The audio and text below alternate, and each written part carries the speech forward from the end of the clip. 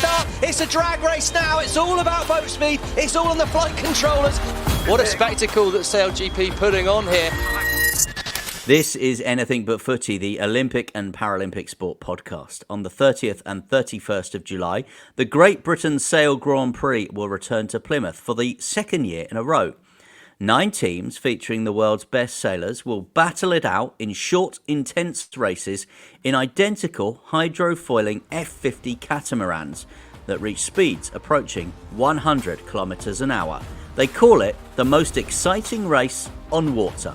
I'm Michael. And I'm John, but it's also a sporting event with higher aspirations. As part of this year's SailGP event, a number of community impact activities will be delivered through the Inspire programme, which is designed to connect young people in the area, not just to sport, but also showcase the importance of sustainability and how sailing can be a force for much good work. So far, Inspire has engaged 8,000 young people globally, with a target of reaching 10,000 by 2025.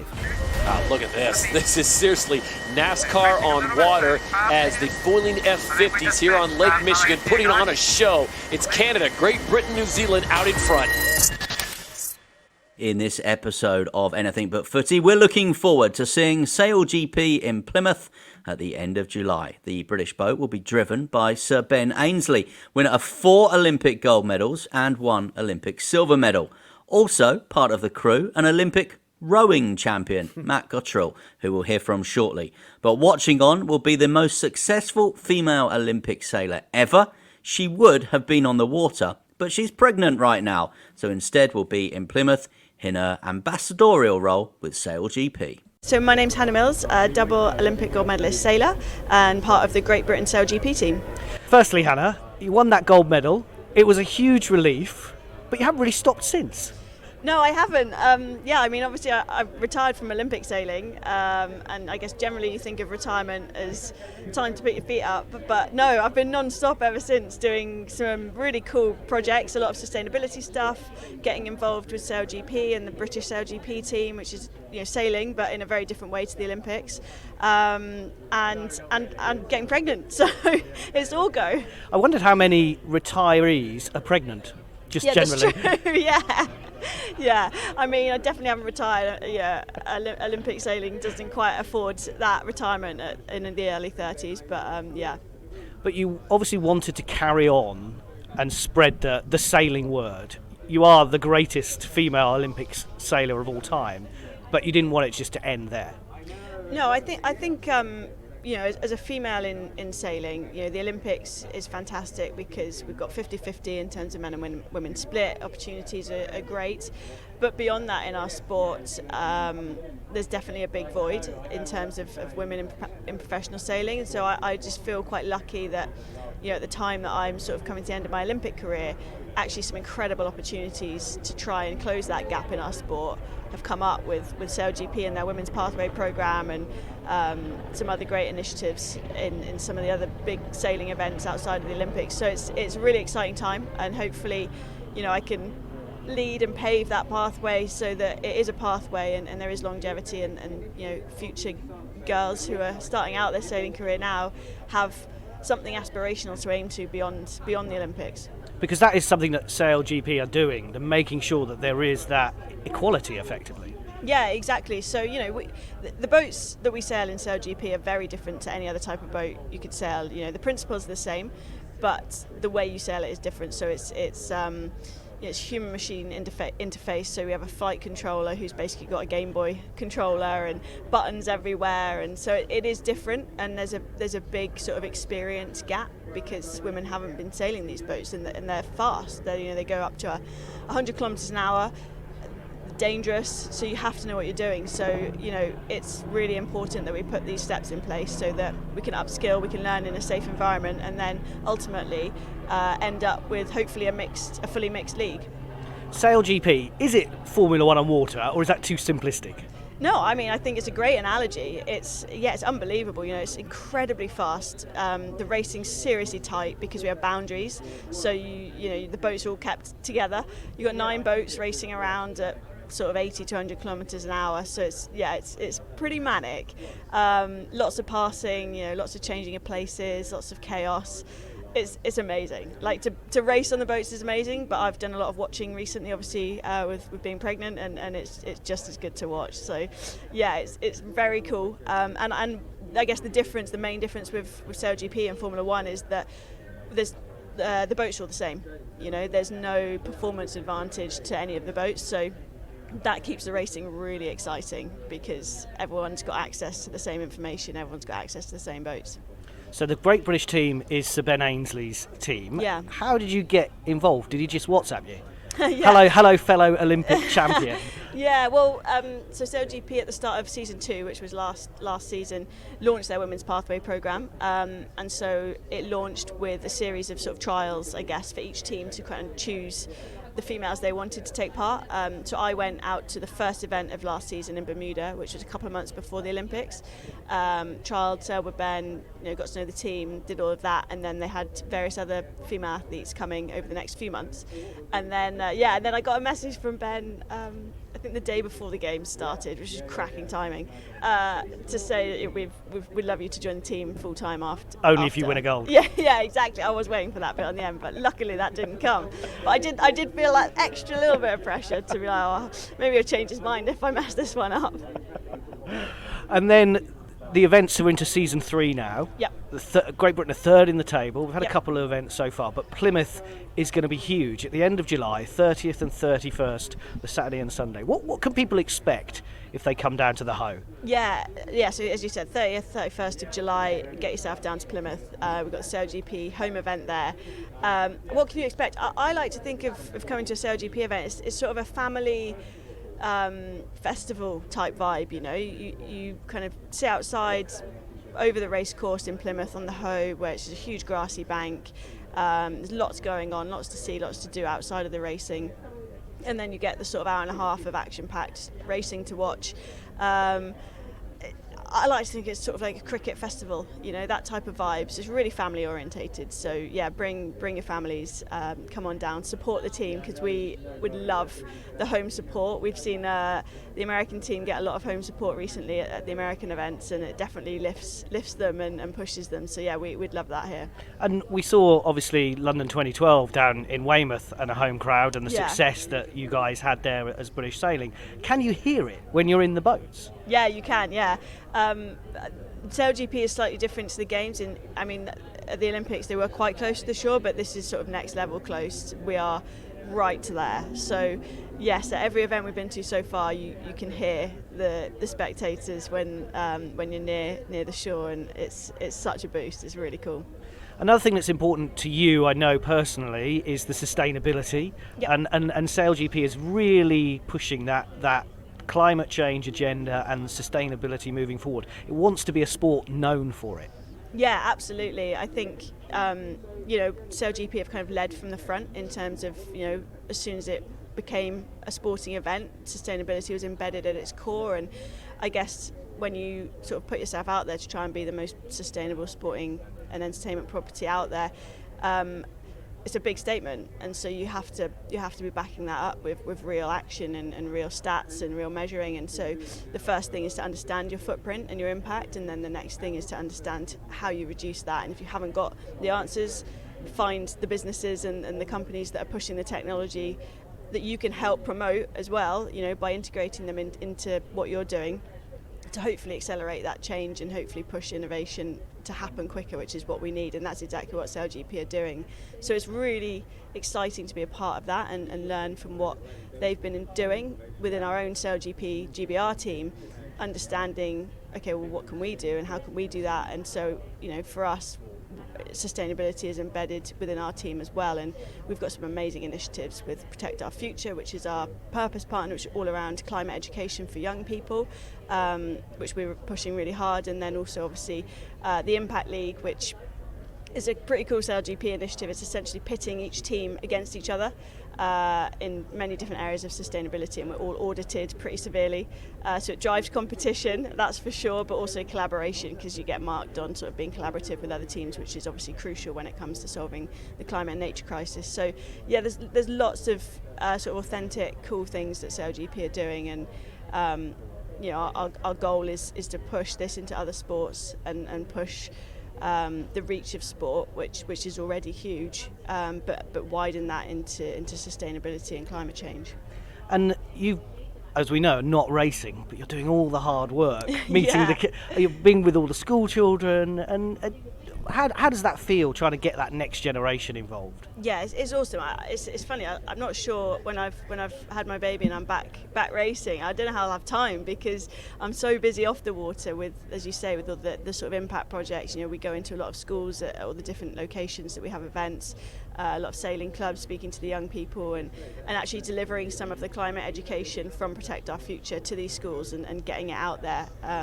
So yeah, it's really busy, but do you know what? There's nothing more rewarding. There really isn't. And you know, you speak to these young people, and I remember from being a child and seeing Ben come and speak about his Olympic experience or whatever it is, and thinking that's the moment you make the connection that that's something I could do.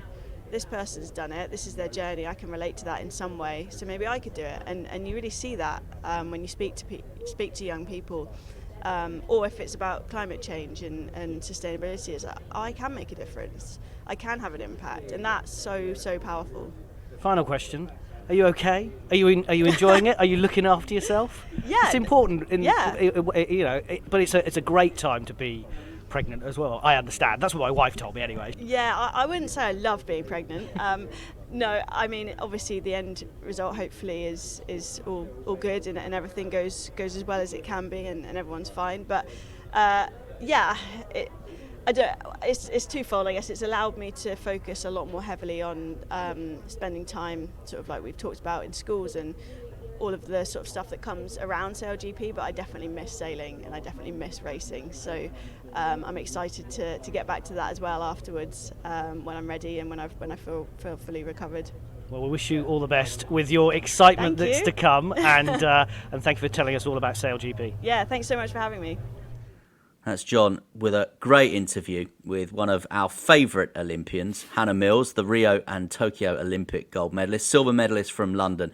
I don't know if you've ever seen my social media feed, John, but very, very, very rarely. I mean, it's a very rare occasion. I put this photograph up of me with an Olympian wearing a gold medal that was taken in Rio, and that's actually Hannah Mills' gold medal. I don't know if you've ever seen that photo. I think I might have seen it, just the odd time here and there. But it was great to see Hannah again. She's looking resplendent, and you can see the latest photos on our not the old photo, but you can see there's some latest photos on our social media. But it's great because she's just achieved so much. She's not, as she said, she's not just an Olympic champion, a retired Olympic sailor. She wants to achieve so much more. And you know, you talk about her achievements. She's founded the Big Plastic Pledge. When we spoke to Mark England at the Olympic Games in Tokyo last summer, and we asked him about the parameters, if you like, for carrying the flag into the Olympic Stadium at the opening ceremony. And obviously, for the first time last year, there was a male and female flag bearer. He said to us that he was looking for someone, or looking for a male and a female flag bearer, two people that not just had achievements in their chosen sports, but someone that was making an impact outside of sport as well. And I think Hannah Mills obviously was very much, for me, the right choice to carry the flag into the Olympic Stadium in Tokyo. Backed it up, of course, with that second gold medal as well, to make her the most successful female Olympic sailor ever. And now in a new phase of her life with SailGP. You're listening to a special edition of Anything But Footy, talking all things SailGP. And don't forget, you can find us on Twitter, Facebook, Insta, and you can check out our new website as well, anythingbutfooty.com. Now, SailGP is effectively Formula One on water. Formula One and a bit of E1 because of the sustainability ambitions that we've already talked about. And it was great to go to central London, to the sea containers. What an amazing view I had doing my interviews with Hannah and Matt and the team from the SailGP and the British team as well. Sir Ben Ainslie was there as well. It was good to say hello to him. But what I find really interesting is that this is a brand new sport, Michael. We're into season 3 of SailGP, and they have just huge ambitions. And it's nice. We get so much in the world of sport where angst and have this, why has this decision's been made? Why was this done? Who's doing things that they shouldn't be doing? And what they've done, SailGP, has just come out and said, look, we're doing this. This is our aims. These are our ambitions. We've got world-class athletes all involved as well. And we really want you to come and support it and get behind it.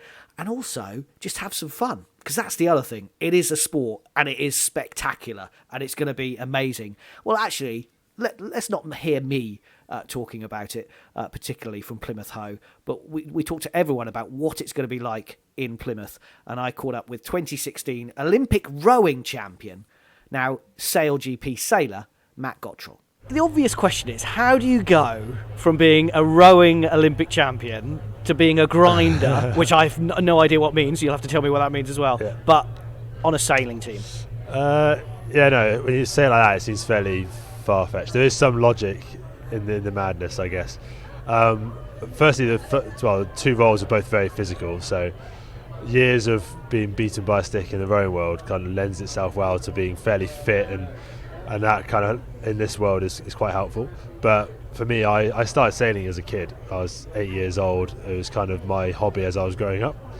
I wanted to go to the Olympics sailing. I spent 2 years full-time sailing after school, trying to get selected for, then it was around Beijing, but I was aiming for London really, and there was a lot of competition, as you can imagine. There's always is in British sailing, fairly successful, so I was definitely at the bottom of the pile there, and I thought I should probably go and get a degree at some point as a full-back. And it was then when I started rowing, so kind of rowing took off quite literally, and ended up going to Rio in 6 years later after starting rowing. And the dream was always to go back sailing eventually, so it's kind of the world kind of works in those weird ways. And thankfully now sailing is, the boats have changed so much, there's a high performance element to it. It is a very physical role, that of a grinder, as you say, which is now moving into cycling basically. It was arm based, like you're producing watts with your arms basically, and we're now looking at using the bigger muscles in legs, which again lends itself to the rowing training. So I've been quite fortunate to find myself back in the sailing world after a little hiatus into rowing. So how does the call come about? Because you won that gold medal in Rio, and what, you then get a phone call from Sir Ben saying, would you like to join the team? Ironically not. I actually got in touch with the team in 2015 before Rio with the intent of moving over, but it didn't really work out. They weren't that interested at the time, and I kind of, pardon the pun, thought that ship had sailed and it was move on to other things. So I actually started working, using my degree as an engineer. I was working at Rolls-Royce, and it was the contacts that I knew from when I was 17, 18 who were getting involved in this event, SailGP, for the first season. They said they were looking for someone to come and be on the boat, be a kind of big physical role in the front, and they wanted someone who kind of come from that high performance environment, and I kind of fitted the bill with my sailing background. So I just got reached out to from those guys, and it was that's where it all started. So I was very fortunate, but it was one of those things where the door opened and I leapt through, and ended up getting in touch with Ben and Ineos and the America's Cup further down the line. So it's been a bit of a whirlwind. Tell us about the boats, because they're huge, aren't they? They're catamarans, but they're huge, aren't they? Yeah, they're 50 foot long, which sounds big, but when you're on it, I do feel like go-karts. So they're 50 foot long. The wings are kind of 30 meters. So they're big boats, but there's 5-6 people on board. They go up to 100 kilometers an hour we're looking for. So you imagine we've got 9 of those racing around a course. The races are 15 minutes long. It is all action. It's kind of like we liken it to Formula 1 but on water. So it is pretty mad to think that these boats can go 3 times the speed of the wind, and then you put 9 of them together. There's a lot of action, and they're amazing to see. You see videos and it's all broadcast live, but when you see them up close and personal, you really get a different perspective on what it's all about and the technology involved, and just where the sport's going. It's revolutionary for the sport of sailing. It's so different to the traditional ways where you see people sailing offshore for hours, you don't know what's going on, and someone comes back and has a medal around their neck. This is like all action. You've got cameras on board, you can hear all the comms from all the people sailing, and there's never a dull moment. So if people are going to come along and see the event, the SailGP event in Plymouth on the weekend of the 30th and 31st of July, what can they expect to see from the Hoe? It's actually, although we go all over the world, we go Sydney Harbour, San Francisco, we're in Chicago last week. Honestly, I'm saying this as an athlete there, it's probably one of the best places to watch this sort of event. You're up high on the Hoe, surrounded on the green, you can sit down, bring a picnic, big screens, but also you just stand up and you look out on the water and you get an amazing view of the racecourse that you wouldn't get anywhere else really. And just to see, we have boundaries to keep the boats close together, and because of the great kind of sailing fraternity we have in the UK, people bring their boats down and it's kind of creates this natural racecourse. So we've got kind of fans surrounding the course, fans up on the land. It is an amazing experience for us as athletes to be involved in and to watch it and to see. This last year it was just before restrictions lifted, so we've never really seen it at its full potential. So this year, I mean, I'm really excited to get down there again and get racing, and I think any fans involved who you're not sure what to expect from sailing, you've never really watched it, come down and watch, because you will be blown away by what this sport is turning into. And Sir Ben Ainslie's the skip, the captain, owns the team as well, but he's from Cornwall, isn't he? So this gives him an advantage, surely, at Plymouth. Well, I think everyone on board has sailed a lot in the UK, and these boats, I mean, it's very different to how you learnt to sail growing up. I learnt to sail growing up on lakes up in the Midlands, and it's all very different. This is a different world, really. So.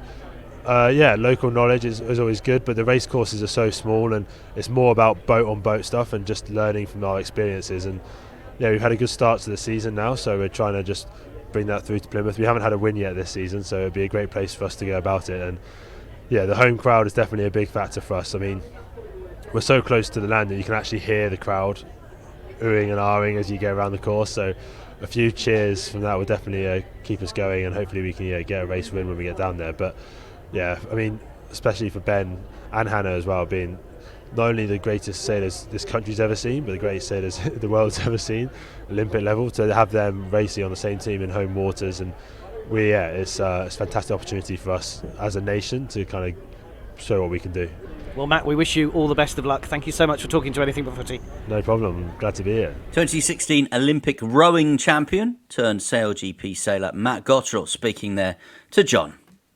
As we've already heard, SailGP is so much more than just a world-class sporting event. It's a series of events also looking to help bring awareness to the big issues of our generation: sustainability, climate change, rising sea levels, and plastic pollution, to name just a few. Hi, I'm Fiona Morgan, the Global Director of Purpose and Impact at SailGP. You've set yourself an incredible target of being the most sustainable, the most greenest, the best sport. Is it an achievable target? Of course it is. I think, you have to set yourself these goals and try and go for them. And, in climate change, in everything we're facing at the moment, we need to be ambitious and brave. And that's where I think sport can play a role. And that's really important to me in SailGP. Because speed is often seen as nothing to do with, when you see from Formula One, it's really nothing to do with the environment. Yeah, I think, we're the fastest racing on the water. And actually being on the water and being a sailing league, that really means a lot to us. I think our athletes see the issues. The ocean is like an artery for climate and for the planet, and we feel like we're like guardians of the ocean. And so I think sustainability is embedded in what we do, and actually very credible for us to really act and be responsible for it. Is that actually easier then, that the sailors are kind of on board, they get it? You see from Hannah Mills and the work that she's done for the planet, and she's on part of your team, that actually they're on your side. Yeah, I think so. I've worked across lots of sports, Formula One, golf, tennis, in sustainability. And I do think sailing and any water sports, I think we can lead the way because of the credibility, like you said, and the athletes just have a different understanding. Our boats are powered by nature, so they're powered by the wind and by solar. The batteries are powered by solar. And, the athletes really have to understand nature and embrace it. And so climate change, the issues that we're having, they feel really strongly about it because their sport is massively affected by that. And, where we race is not going to be the same. Sea levels are rising. We're not going to be able to race where we want to. And I think our athletes just feel that, we're involved in that. Sport is a big part of kind of inspiring people about climate change and doing things differently. And we're guardians of the ocean, definitely. And SailGP has been very vocal about its achievement, or its aims, as you rightly say, and it's working with lots of different people to do that. Is it something that you think people will get on board with, or is it a long road? You're 2-3 years into this project. I love getting on board. Always love a sailing pun. No, I think being a new sport, we're very like, Extreme or these new sports that have formed, we can have purpose at the heart. And I think, so we're starting differently. We're not a heritage sport that takes a few years to kind of get the big ship around. And so, no, we are acting now and we're collaborating massively. So we've got NGO partners, we've got suppliers, and I think the big thing you'll see is we're not scared to fail. So we have, our temporary power supplier, Greco. They're innovating with us more than any other sport, more than golf, more than the Olympics, because we're not scared to lose. We're like, trial new technologies. We want to be at that forefront of tech and sustainability. And then actually what it's doing is then it's showing other sports it can be done. So, our broadcast, we do our broadcast on clean energy. We have backup generators, but we're like, you know what? We want to show that it can be done. So I think we're making massive impacts because we're brave, and we're trying things differently. So when people come to Plymouth at the end of July, that weekend, they're going to see something different, effectively. Yeah, I mean, this will be the greenest event we've probably ever done from a power perspective. So when they arrive at the fan village, you'll see big solar arrays, and that's going to power the whole fan village and most of the event. And they'll see Beyond Meat burgers. We'll be having sustainable options in our, in our fan village, and they'll see communication. We're going to try to educate people about how they can act differently, working with partners like Sky and Sky Zero to give fans like small changes they can make. What do you eat? Who powers your home? How did you get to the event? What's clean transport mean? I think our job at sport is to educate fans and help them be more sustainable in the way they act. But also, you worked with Team Sky in a previous life. It is about putting on world-class sport as well. Yeah, and that's what SailGP is great. We've got a brilliant product. We are definitely the best racing on the water, most exciting. And, please come down and watch it, or watch us on YouTube or Sky Sports, because it's not sailing. It really isn't. It's racing. And so we've got this amazing product, which means we're at the top of, of our sport, as well as sustainability. So, I always say we're like Formula One and Formula E mixed together. We're both of it. We're not just a sustainable sport campaigning. We're a brilliantly great product, and we have the top athletes in the world racing against each other, and they're so competitive. And I hope that other sports see that we're doing both. It doesn't need to be one or the other. And you've got the experience. You've, as I say, worked at Team Sky, but you also worked with Sky with their huge climate change project as well. Yeah, I'm so proud of that. I mean, Sky, I think, lead the way in the media industry, and one of the first, biggest campaigns I've done is Sky Ocean Rescue. And I think what that showed is that, we work with sport a lot in that. How do you engage people in climate, in plastics, but use sport and then engage people and do it differently? And I think what Sky do well is communicate. And actually, we all know that half the issue in climate change is, I think, 70% of the world want to change. They don't know how to. And 70% want to, but they don't understand it. So, if we just explain, what does even climate change mean? What's 1.5 degrees? What do I have to do? One change we can make. If we can do that as sport, that's winning. And, today there was some research that we showed at the event here, and it said that people listen to athletes way more than politicians and scientists. So I think we have a duty, and, we have a voice that people will listen to. And, people follow sport, and people love ambassadors and follow their, their favourite sports people. And that's what we want to do, drive that change. And after your experience at Ocean Rescue, I suppose sailing was the obvious choice to go next. I know, yeah. We did actually at Ocean Rescue sponsor Volvo Ocean Race, and we had the boat called Turn the Tide on Plastic. And yeah, I think that's when I first understood sailing and sustainability, and how brilliant, like you said, how engaged the athletes are, and what a brilliant platform it is. And so, yeah, I mean, when SailGP came along, I think what I loved is the ambition. Being from Sky, we're very ambitious, very kind of, that challenger brand. And SailGP said, right, we want to do things differently. Here you go. And so I kind of was able to come in and drive that change and do things like the Impact League, which no other sport in the world is doing. Final question then, in 10 years' time, where does SailGP want to be, and where does the world need to be, probably more importantly? Yeah, well, the world needs to be operating differently than it is right now. So the world needs to be more conscious about the environment and just, consuming less. And just, I think we'll get there. And I think half sports' job is painting the great picture. If the world can be a great place in 10 years, more sustainable actually is great. A bit like, with COVID, everyone got to kind of go re-wild and go back to nature and slow down. That's the world we need to live in. I hope SailGP will be kind of a beacon in sustainability in sport, brilliant racing product, racing everywhere, spreading the flag for sustainability, flying that flag, and, our athletes are the most sustainable in the world. So that's where I hope we are. Well, Fiona, thank you so much for talking to us. Wish you well down in Plymouth at the end of the month, and thanks again for talking to us. Thanks very much. Fiona Morgan from SailGP there speaking to John as we look forward to a really big sporting event coming to Plymouth on the 30th and 31st of July. It's the Great Britain Sail Grand Prix. So make sure you get yourself down to the natural amphitheatre that is Plymouth Sound. It's an area famed for its rich maritime history, and now, as we said, looking forward to welcoming world-class sailing too with SailGP. As John said, it's Formula One on water, and you can buy your tickets at their website, sailgp.com. Look at the fans on the shoreline there. What a great shot that is. What a spectacle that SailGP putting on here.